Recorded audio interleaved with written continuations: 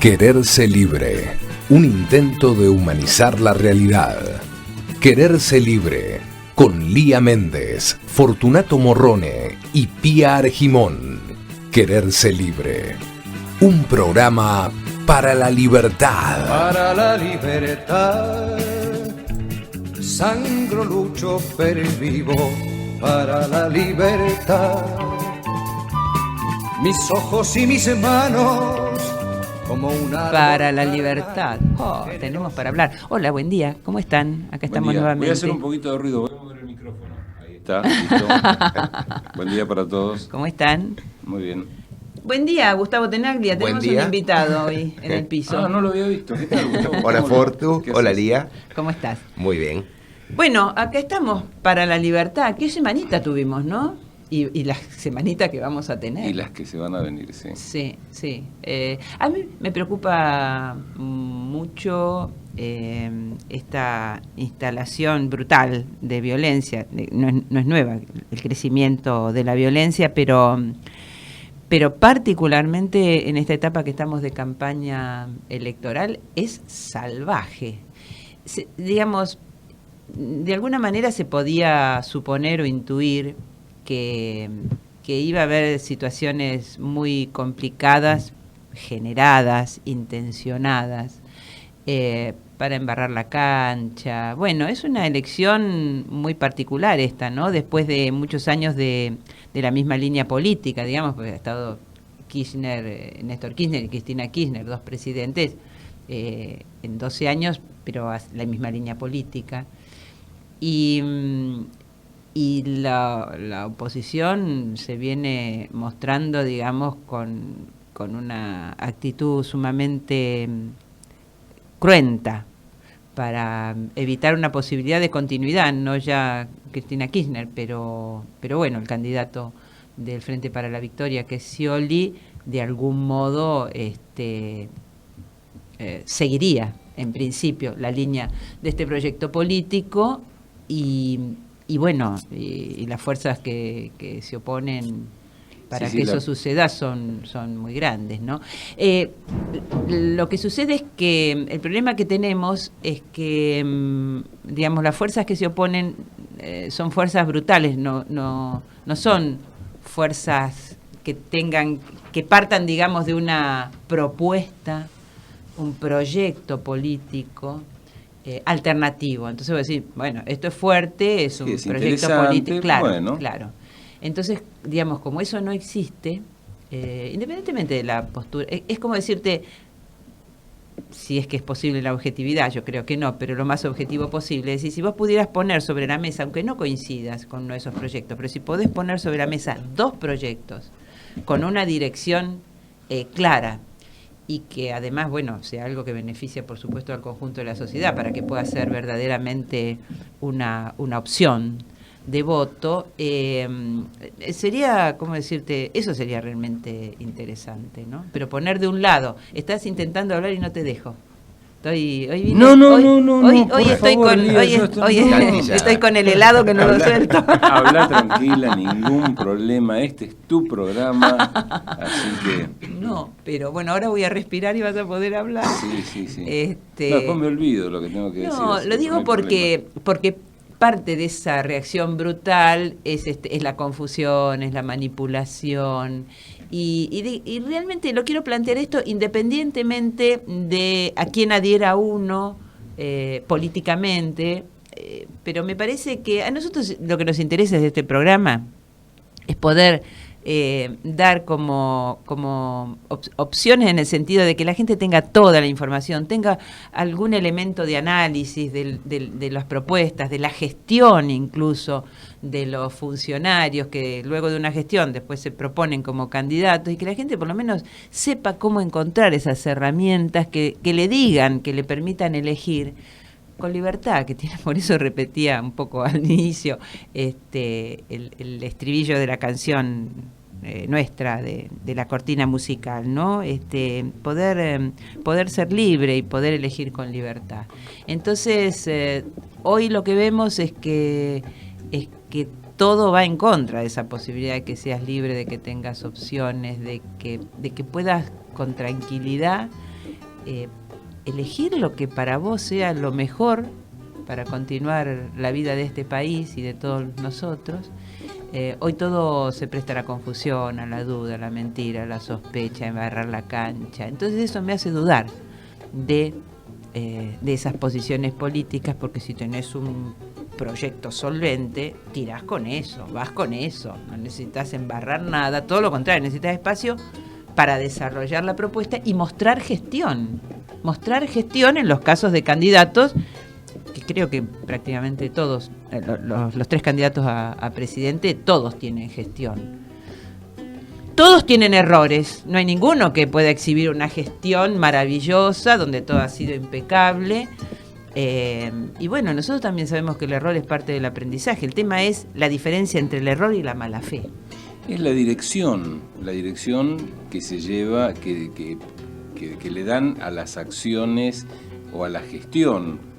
Porque una cosa es intentando mejorar condiciones de vida, se cometen errores de implementación, pero bueno, uno está tratando de mejorar las condiciones de sectores que han quedado marginados. Esa es una cosa.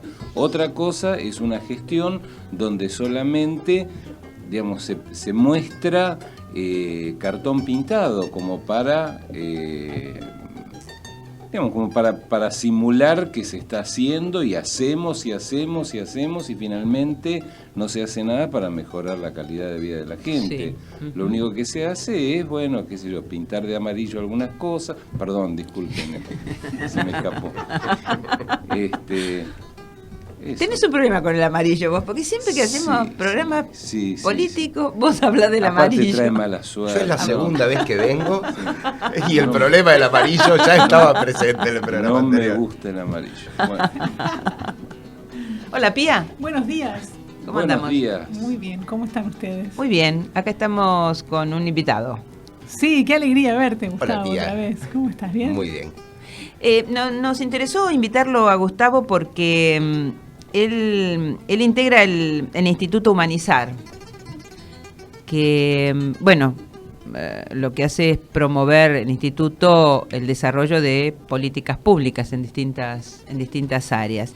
Y Gustavo, como está en el área de participación ciudadana y están investigando todo el tema de sistemas electorales, nos pareció interesante que nos hable del tema, pero sobre todo de una experiencia reciente que tuvo, porque con motivo, a ver si me equivoco, Gustavo, con motivo de este trabajo de investigación que están haciendo, estuviste en distintos lugares, en distintas provincias, ¿no?, donde ya hay otros sistemas electorales. Estuve en distintas provincias, estuve en Santa Fe, estuve en Salta y este fin de semana pasado me encontré en Tucumán. Donde no hay un sistema electoral distinto. Donde no hay un sistema... Bueno, digamos, en parte sí, porque bueno, ahí las elecciones provinciales son sin paso. Así que, digamos, tiene su particularidad. Ahí Tucumán, obviamente, participan las PASO en las nacionales, pero las elecciones provinciales son sin las paso. Provinciales no las provinciales son sin paso, la elección fue directa el 23 de agosto, ¿no? Yo meto una cosita, pero yo estuve hace años en Tucumán en una elección, con motivo de... Había una elección y yo estaba ahí, yo era candidata por el Partido Humanista y andábamos de recorrida. Y había mesas donde, con ese sistema particular que tiene Tucumán, había en pueblitos 250 boletas. Y para mí era un escándalo. Entonces, cuando escuché ahora que había 2.500 o 25.000 candidatos, ya, digamos, aquello quedó... poco mucho, ¿no? Aquello quedó... Claro, aquello era un escándalo. Yo me acuerdo y decía, ¿cómo es posible? La gente, esto es una locura. Y te estoy hablando de... varios, por lo menos 94, creo que fue en la elección del 94 que yo era candidata a presidente por el partido.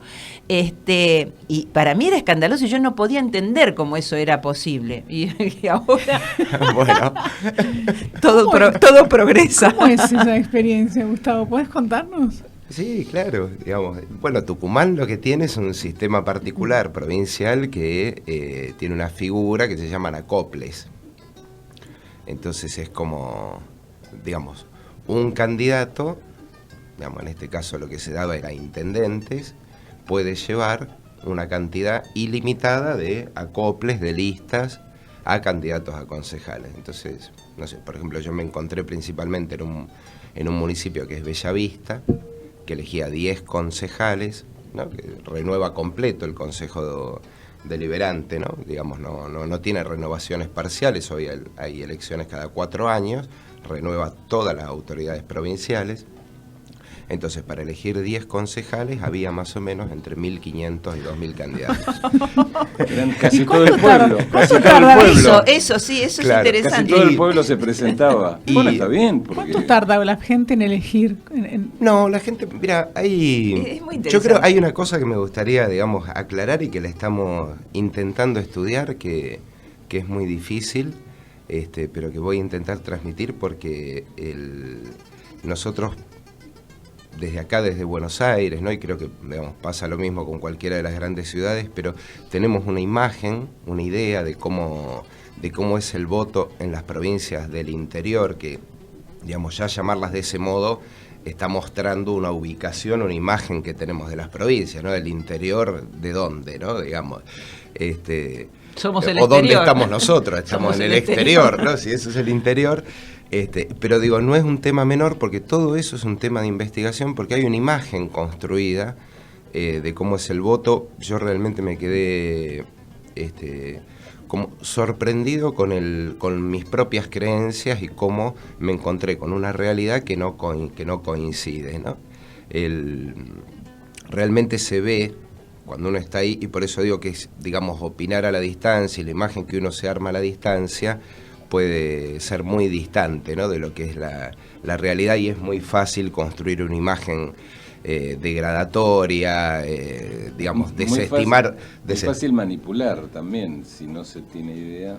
Absolutamente, es muy fácil a su vez manipular a la opinión, en este caso de los porteños, de lo que pensamos de lo que sucede en Tucumán, ni hablar de este tema que se instaló con el tema del fraude y demás, pero de por sí la idea del voto de los tucumanos, el voto de las provincias y en especial el voto de las provincias del norte, yo creo que, digamos, desgraciadamente para los porteños tenemos una imagen como descalificada, ¿no? Como que es un voto comprado, es un voto que no expresa una voluntad política, sí. Es un voto chantajeado, que no hay duda que hay un montón de elementos que no tienen que ver con una práctica política ética, honesta, no sé, la buena política, por llamarlo de algún modo, pero también para mí fue muy sorprendente ver cómo en todos los sectores muy humildes y demás, entre medio de todo ese caos de 100 listas a candidatos a concejales, 5 intendentes, 7 candidatos a gobernadores, cuartos oscuros con 120 boletas, en el medio de todo ese caos, la gente corta boleta, hay un corte de boleta que los porteños no lo hemos ejercitado jamás. Jamás. Y la gente elige su candidato a concejal, elige su candidato a intendente, elige su candidato a gobernador, y eso explica, si uno viera los resultados municipio por municipio, una cosa, digamos, ya más, digamos, aburrida de ver, pero digo, si hay algún oyente, digamos, interesado, entra en la página del Correo de Tucumán y ahí tiene los resultados municipio por municipio, se ve la diferencia que hay de votos entre el candidato a intendente de una lista y los candidatos a concejales, o cómo ganó el candidato a intendente, por ejemplo, de la oposición, y sin embargo el oficialismo ganó la gobernación. O si se lo compara con la presidencial, digamos, lugares donde el oficialismo ganó y sin embargo igual perdió la intendencia. Y eso es porque realmente los tucumanos, y creo que todas las personas, digamos, piensan mucho más su voto y expresan mucho más su voluntad de lo que en general por ahí les atribuimos, ¿no? Claro, claro, se suele descalificar, se suele hablar, digamos, yo te invité porque vos me hacías me comentaste varias cosas, me pareció muy interesante transmitirlo. Vos me decías también esa cosa de que todos con el bolsón de comida hacen que los votes, y eso, digamos, vos lo bajabas a tierra y demostrabas que eso no es así. Pero no sucede, no eso sucede. Es una descalificación de Absoluta. La gente en realidad. Absoluta. Primero que hubo, digamos, obviamente es una práctica que está instalada en muchas provincias, la entrega de bolsones, hubo, por los mismos testimonios y lo que cuenta la gente del lugar, fue algo muchísimo menos que en situaciones anteriores, pero digamos, cuando estamos hablando de un bolsón de comida, 40 pesos, o sea, Claro. ¿se entiende? Un paquete de arroz, un paquete de harina, una lata de tomate, un paquete de fideos, digamos. Además, además lo gracioso es esto, porque bueno, te dan el bolsón, vos me das un bolsón a mí de comida. A mí me tenés que dar un bolsón muy grande, ¿no? Porque Primero, comes mucho. Primero, Por asadito, me digamos. tenés que dar un bolsón muy grande. Yo me agarro el bolsón y te digo, te voy a votar. Yo voy al cuarto oscuro y hago lo que quiero. Claro. Digamos, ¿de qué manera me pueden obligar a mí, estando dentro del cuarto oscuro, a votarte? Si yo no quiero. No, la verdad que prácticamente no hay modo. No hay modo y de todas maneras eso no quiere decir que sea una... Distinto es cuando se hacía en el 30, donde agarraban, caían en las estancias, le sacaban los documentos a todos los peones, Claro. y directamente iban con los documentos. Tienen de todos modos actualmente unos sistemas que son los de El voto el encadenado, voto encadenado, y demás, pero de todos modos, y no sucedió. claro. No sucedió, Exacto. digamos. Por lo menos en Tucumán no sucedió, no hay casos detectados. Una Sí, decían. Una particularidad muy importante en esta elección en Tucumán, que creo que marcó una diferencia muy grande, que es que además, digamos, el oficialismo, el partido de gobierno, ¿no?, que es el Frente para la Victoria, en todos los municipios, al no haber paso, disputó su interna en la elección. Ajá, Entonces, en todos los municipios no había un candidato por el oficialismo, había Claro. 2, 3, 4, 5, Ajá. y que no por ser, digamos, del mismo espacio, es que iban a dejar que el otro le metiera la uña para ganarle la elección. Claro. Entonces, la cantidad de fiscales que había, la cantidad de fiscales no los ha habido nunca, y estaban todos con 4 ojos mirando la elección. Claro. Entonces fue en ese sentido yo creo que, y sobre todo por los testimonios de la gente del lugar, digamos, fue una elección muchísimo más limpia y transparente que las que se dieron en eventos anteriores. Y este tema de que el oficialismo disputara en todas las intendencias con varios candidatos, también fue un aporte muy grande a que las elecciones transcurrieran con la mayor normalidad posible. Estamos en el 4371-7045 o 4371-7046. para todos los que quieran comunicarse con nosotros, hacerle preguntas a Gustavo Tenaglia. ¿Qué les parece si escuchamos la primera canción del programa de hoy? Dale. Les traigo un descubrimiento increíble. A ver, Es jovencita, no la conozco mucho, me la presentaron, me regaló su nuevo disco. Ajá. Tiene una voz dulcísima, se llama Nati Berazategui y vamos a escuchar una chacarera, Don Santiagueño.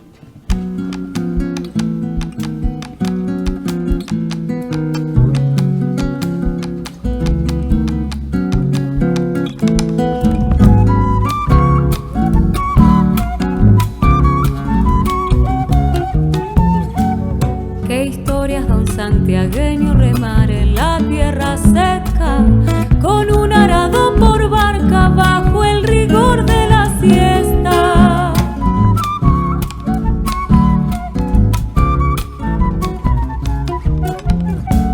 La tierra tiene esas cosas de aquerenciar a la gente, prestándole su regazo para cunar la simiente.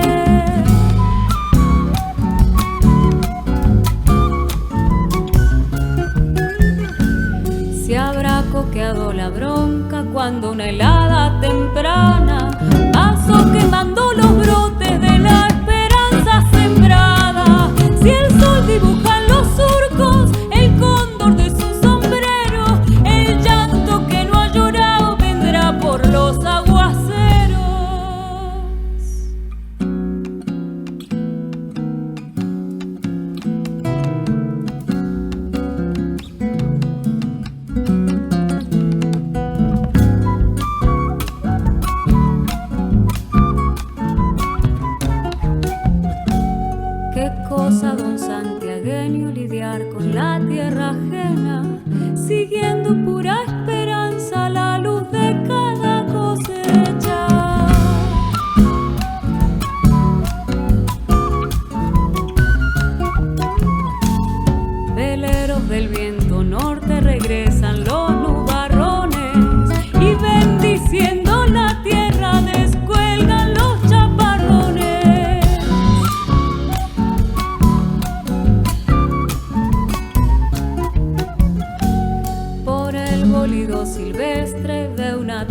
casa de greda, ya se oyen venir del monte presagios de chacarera, y anclada en el horizonte la luna quebrachalera ya suelta sus coyuyales pa' que madure la siembra.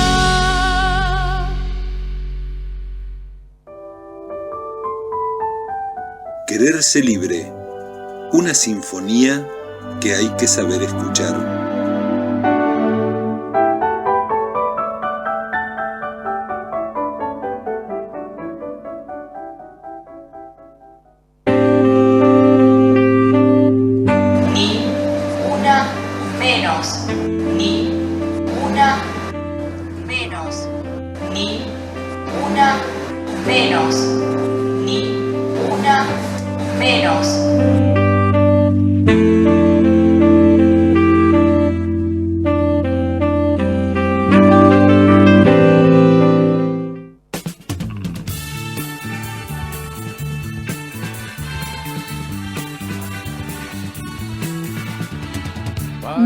Nati Berazategui. Muy bueno, Una voz lindísima. Hoy le vamos a dedicar el programa a ella porque es un disco nuevo. Yo tengo un solo problema. ¿Cuál? A vos todos te regalan los discos. A mí nunca me regalan nada. Has visto, pero yo me paso investigando y buscando gente que hace razón. buena música en toda América Latina y sobre todo que son producciones razón. Independientes que los pagan vos te dedicas su a eso. bolsillo. Yo hago política y guitarreros hay muchos, pero no me regalan ningún disco. Nadie te regala una guitarra. Bueno, mejor vamos al Instituto de que Políticas el tema está muy bueno. Públicas, por favor, a la investigación. Muy interesante lo que está trabajando Gustavo.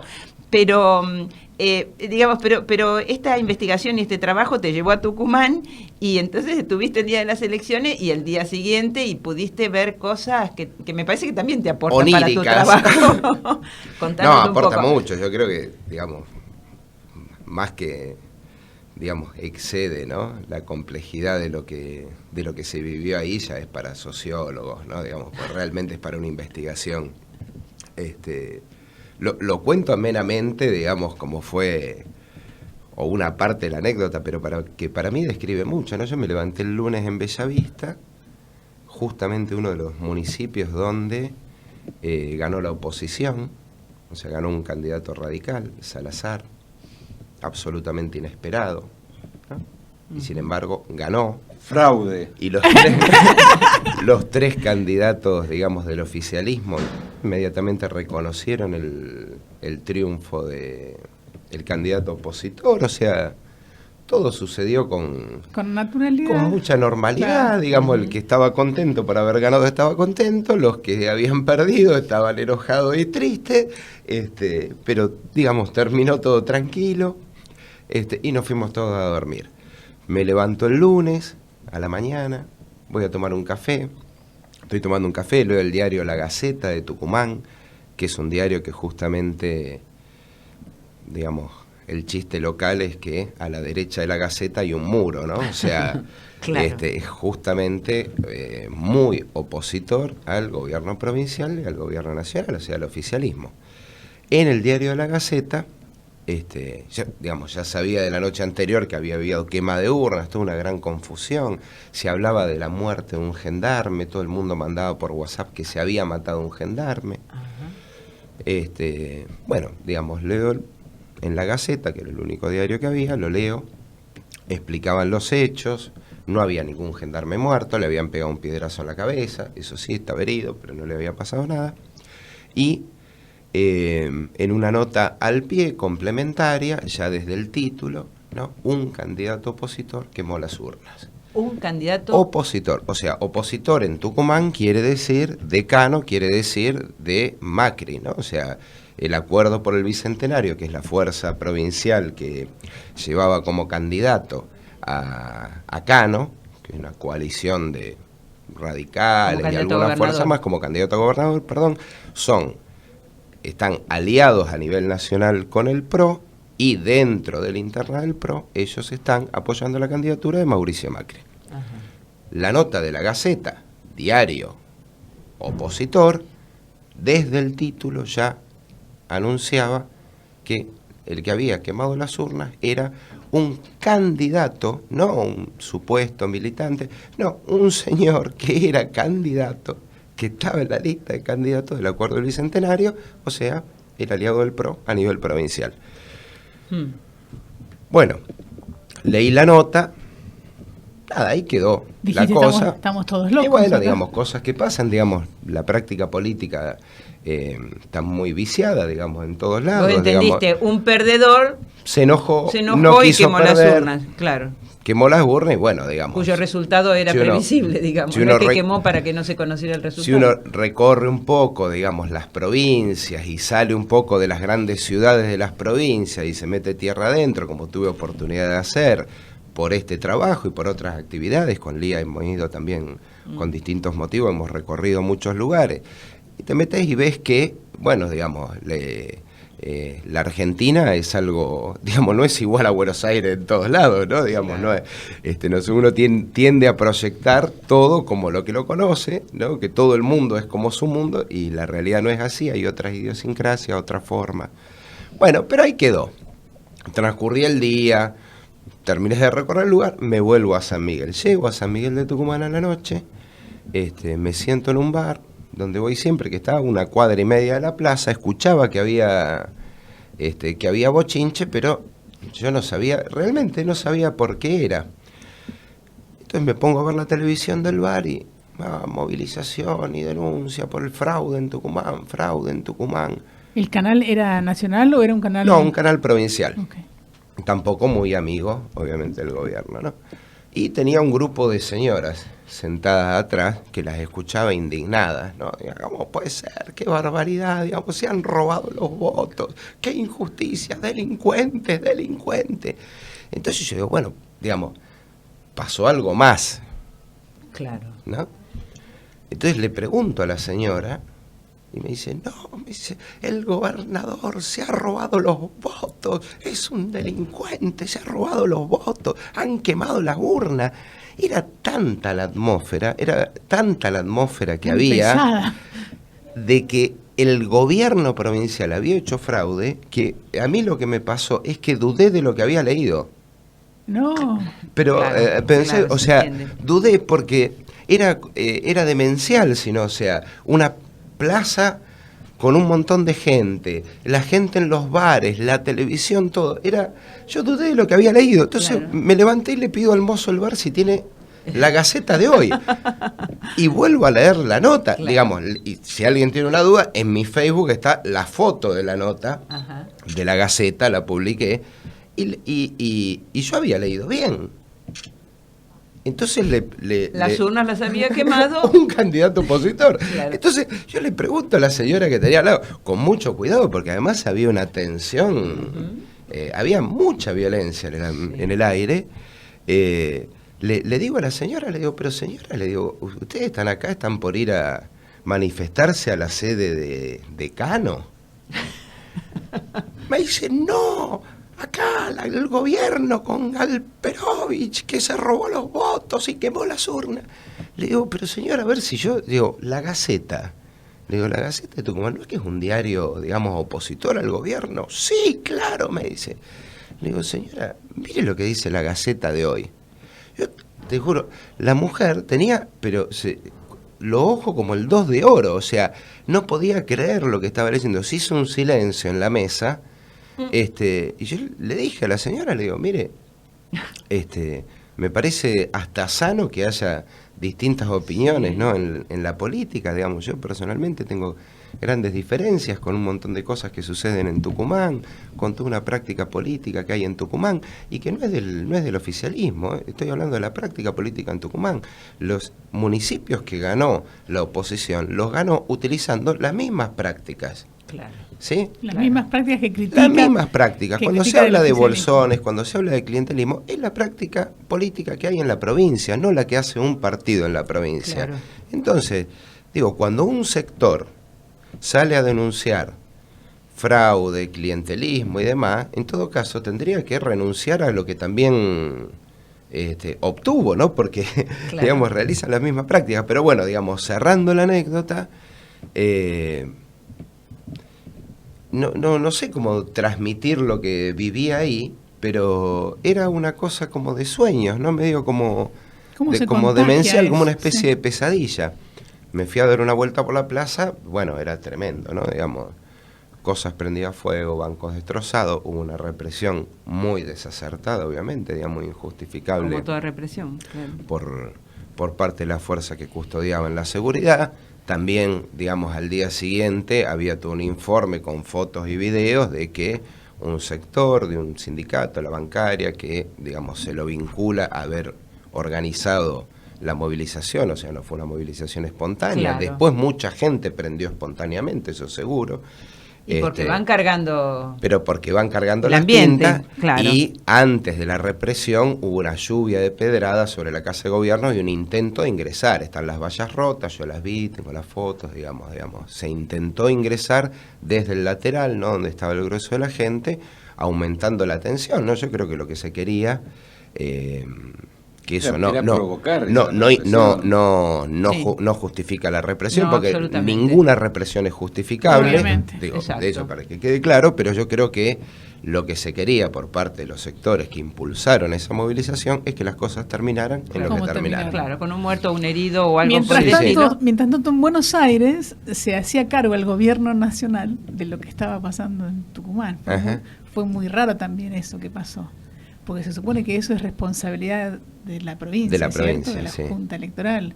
Sí. Sí, lo que pasa es que, no sé cómo lo ves vos, Gustavo, porque a mí me parece que, digamos, esto lo han hecho además para vincularlo directamente al proceso eleccionario nacional. Es decir, yo lo registré como preparatorio de la elección nacional a presidente, porque quieren, digamos, instalar desde ya que va a haber fraude y que va a haber... Ya lo están diciendo. Claro, Claro. pero me parece que Tucumán es lo que...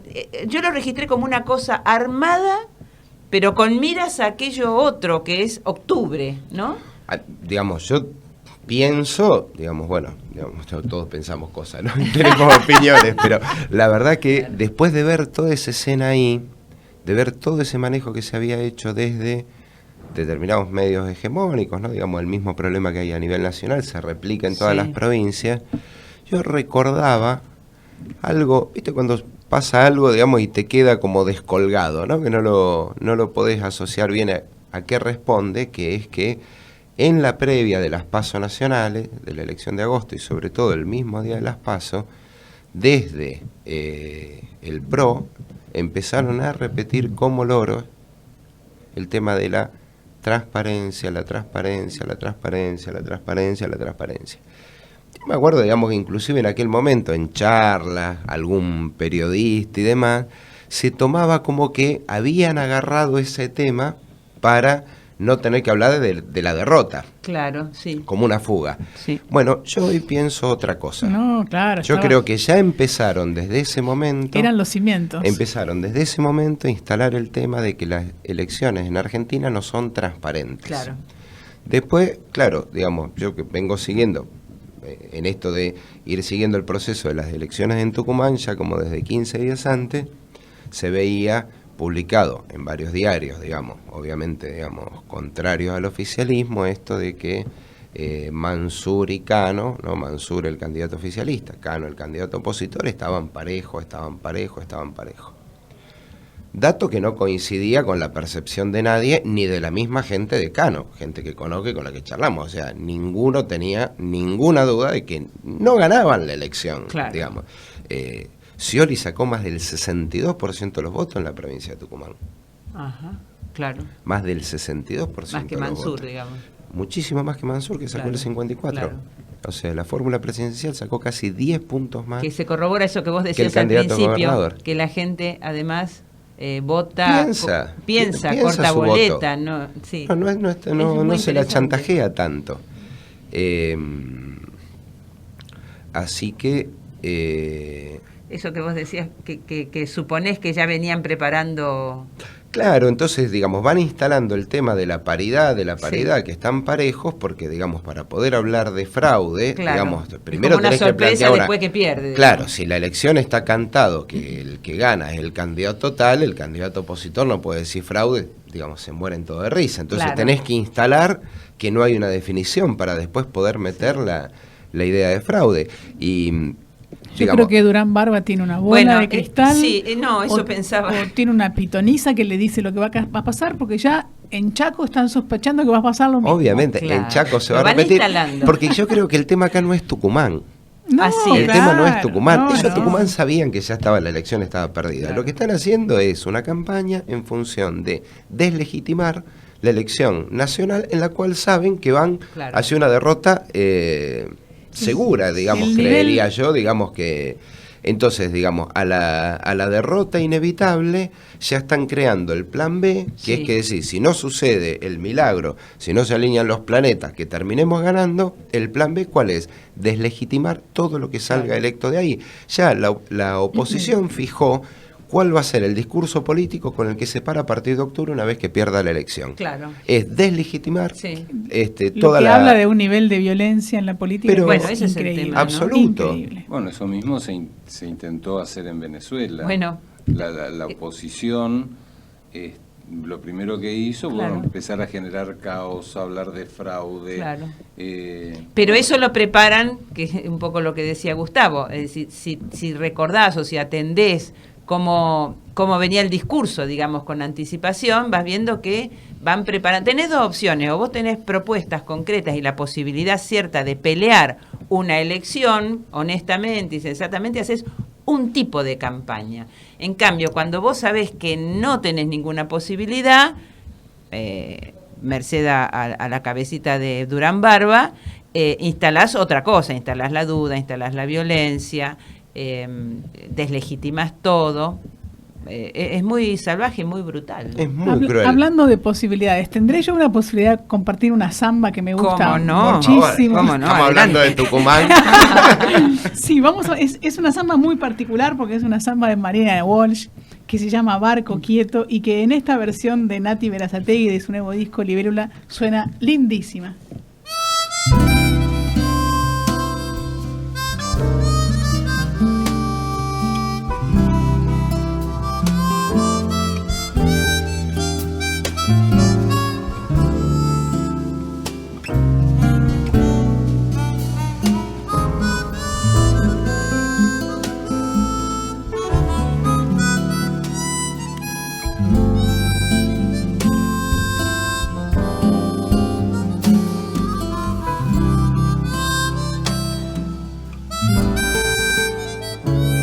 No te vayas, te lo pido, de esta casa nuestra, donde hemos vivido. Qué nostalgia te puede llevar, si de la ventana no vemos el mar, y afuera llora la ciudad, tanta soledad.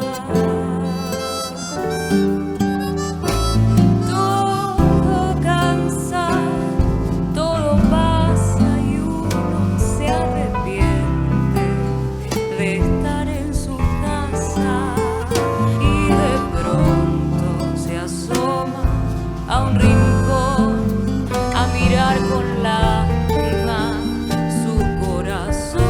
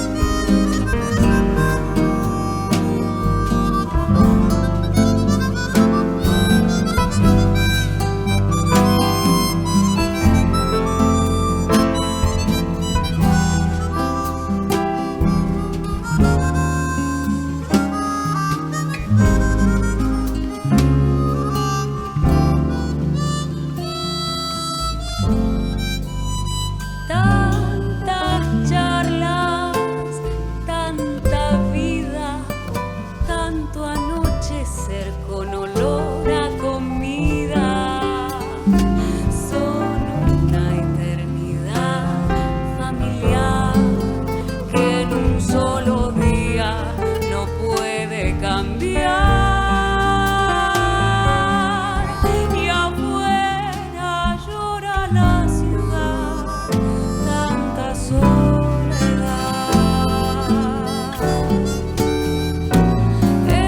Estos muros, estas puertas no son de mentira, son el alma nuestra, barco quieto, morada interior, que viviendo hicimos igual que el amor.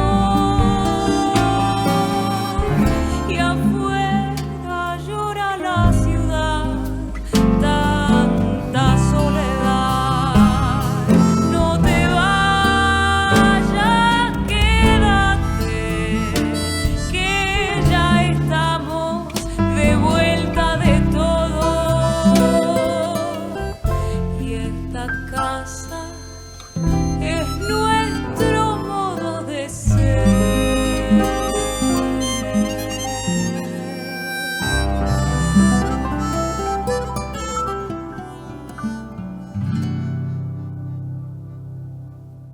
Yo también, y mucho más. Y estamos re bien. Me gustaría que nos vayamos a vivir juntos. ¿No estás cansada de seguir con los problemas de tus viejos? Vámonos lejos. Mira, mientras estemos juntos, no necesitamos nada más. No toda promesa es verdadera. ¿No estás cansada de seguir con los problemas de tus viejos? Vámonos lejos. Las redes de explotación sexual captan a través del engaño. Llámanos al 145, línea gratis las 24 horas en todo el país. Paremos la trata. Para más información consulte en www.comitecontralatrata.gov.ar. Argentina nos incluye. Presidencia de la Nación. Hermosa la voz de esta chica, la verdad, pues fue un descubrimiento para mí. Nati Berazategui se presenta junto a Lucrecia Longarini en Mujeres de Llanura, esta noche a las 21 horas en Las Flores, con entrada libre y gratuita. Hablábamos de, Gustavo, de violencia, ¿no? Y la violencia no es solo esa de quemar urnas, de intentar, no sé, romper las puertas de la Casa de Gobierno, incluso la represión, no es solo de eso, de lo que hablamos cuando hablamos de violencia. Uh-huh. Porque todo lo que vos venís describiendo, y bueno, y que compartimos, porque lo venimos viviendo, desde los medios de difusión, es justamente desde donde se, digamos, desde donde se ejerce el mayor poder de fuego en lo que hace a la manipulación de la información, y por lo tanto entra en las cabezas, ¿no?, de las personas, y eso es una violencia de las más brutales, ¿no? En general Totalmente. No se la identifica como violencia, se cree que violencia es solamente prender fuego unas urnas, romper algo y no sé qué historia. Pero me parece que también tenemos que avanzar como sociedad en empezar a distinguir esas otras violencias que se ejerce permanentemente sobre nosotros, sobre todos, porque no hay nadie que no prenda un televisor, sobre todo. Y bueno, y sobre los medios más grandes de difusión, ¿no? Sobre los medios concentrados, donde no hay pluralidad de voces. Te salió. Me salió, bueno, es la hora. Y bueno, porque también la audiencia nos escucha muchas veces hablar con una posición crítica sobre los medios de difusión, y me parece que estos son los ejemplos que hay que dar, que son los ejemplos palpables, ¿no? Lo que cualquiera puede prender el televisor y darse cuenta cómo le mienten, cómo manipulan, cómo en definitiva lo que quieren manipular es su opinión para terminar empujando una opinión y un voto a la hora de las elecciones en favor de sectores que en realidad van a llevar al país a un desastre, ¿no? Bueno, hoy tenemos un ejemplo muy claro en uno de los diarios más grandes que tiene este país. Hay una noticia muy buena, que es que se alargó el promedio de vida de los argentinos, 3 años, 3.9 años, digamos, mucho más que el resto de varios otros países del mundo.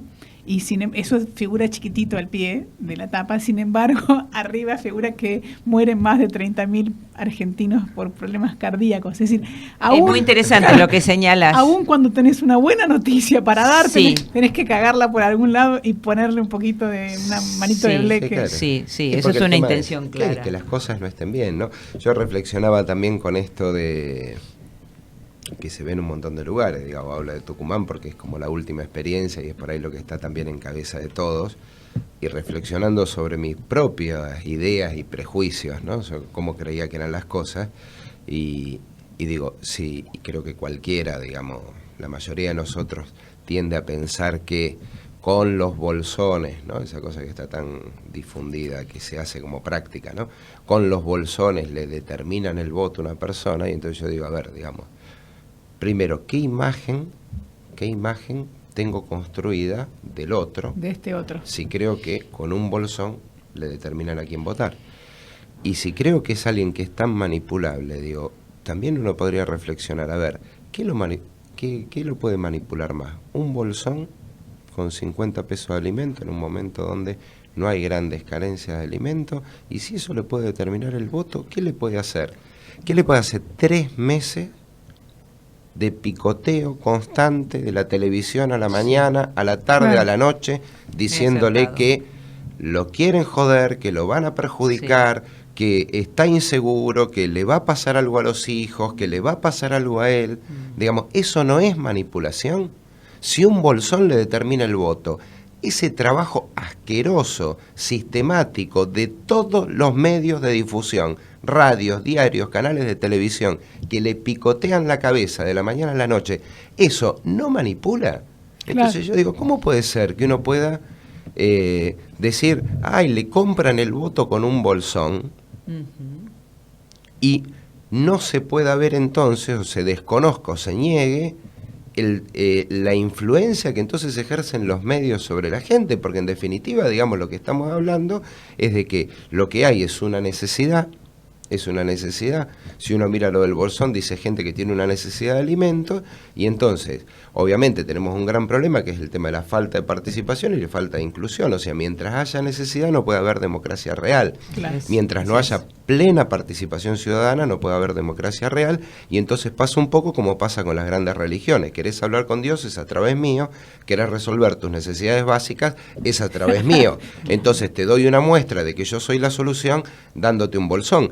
Pero no es distinto, y ni siquiera creo que llega a la altura del trabajo que igual hacen los grandes medios, que trabajan también con la necesidad de la gente y con los temores de la gente, presentándole cuál es el camino que tienen que seguir, cuál es el futuro y quién es el intermediario. El político que entrega un bolsón se presenta como intermediario para satisfacer su necesidad, como el cura le dice, ¿querés hablar con Dios? Vení a hablar conmigo. Y los medios no hacen ese rol, pero sí le señalan quién es. Claro. Exacto. Entonces, digo, Interesante análisis. Muy interesante el análisis, Gustavo.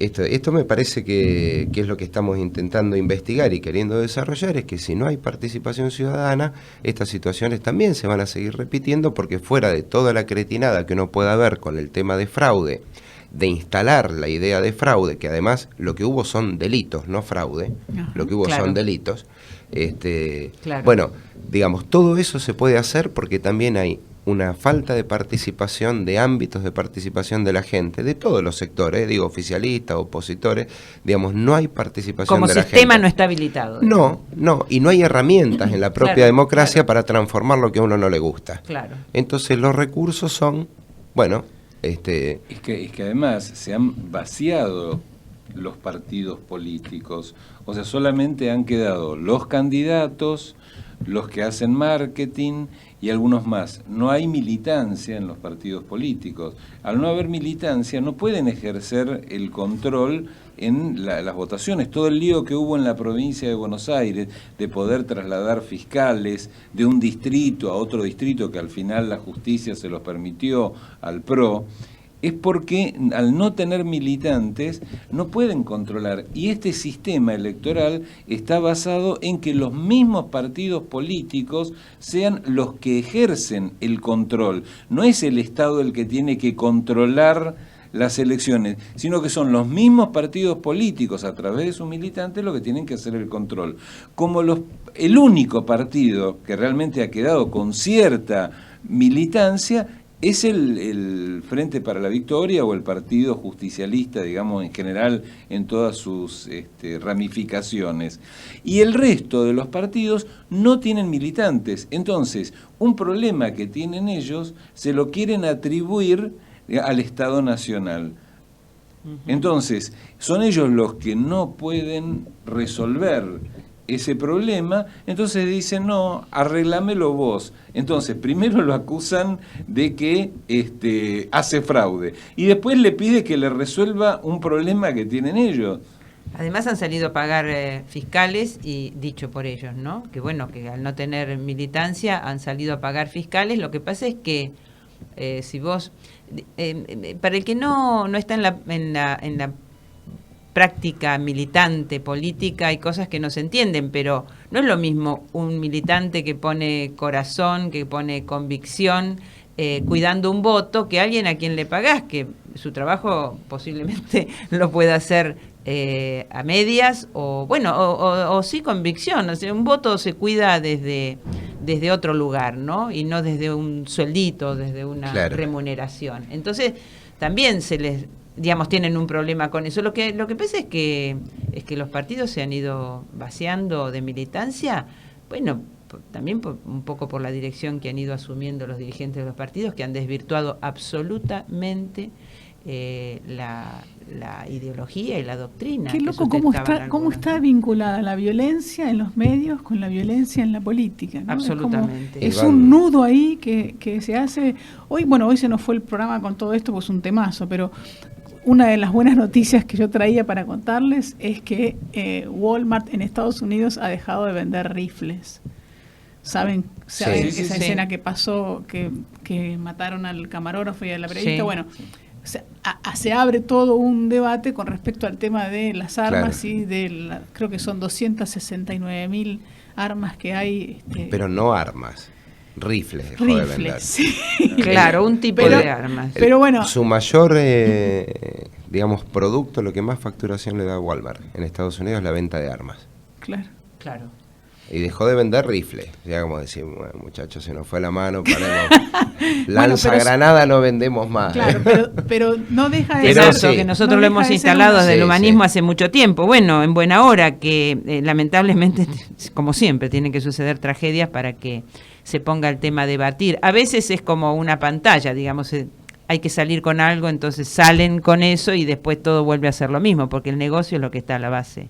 Claro. De toda esta problemática. Gustavo, excelente, y gracias por todo lo que nos has aclarado, la información de primera agua que nos has traído, que bueno, ojalá le haya servido a la audiencia para tener otra información, otro punto de vista, otra mirada con la cual pueda cotejar todo lo demás que tiene cotidianamente y pueda ir sacando sus propias conclusiones. Yo de todos modos te quiero comprometer para que te vengas otro día, antes o después de las elecciones de octubre, a contarnos un poquito ya específicamente lo que están investigando y trabajando sobre alternativas, digamos, de sistemas electorales en concreto para poder avanzar en este campo. Sí, porque además es el tema, ¿no? Si no, queda como perdido en la discusión, se va, digamos, y así como es muy difícil y complejo en la Argentina, no es tan fácil como dicen algunos, pongamos la boleta única y el voto electrónico, 100.000 mesas, una geografía muy distinta, miles de lugares donde ni siquiera hay luz eléctrica donde se vota, tampoco yo comparto, y los que estamos trabajando en esto compartimos, que por eso se exima la necesidad, digamos, y la oportunidad que hay de ir transformando el sistema electoral. Creo que hay que ir buscando medios alternativos, así que sobre eso podemos charlar en otro programa. Bueno, me has invitado y gracias por haber participado. Gracias a ustedes. Nos quedamos sin la última canción, pero sí le vamos a pedir a Lucho que nos pase nuestro spot de las abuelas, nuestro aporte a esta campaña.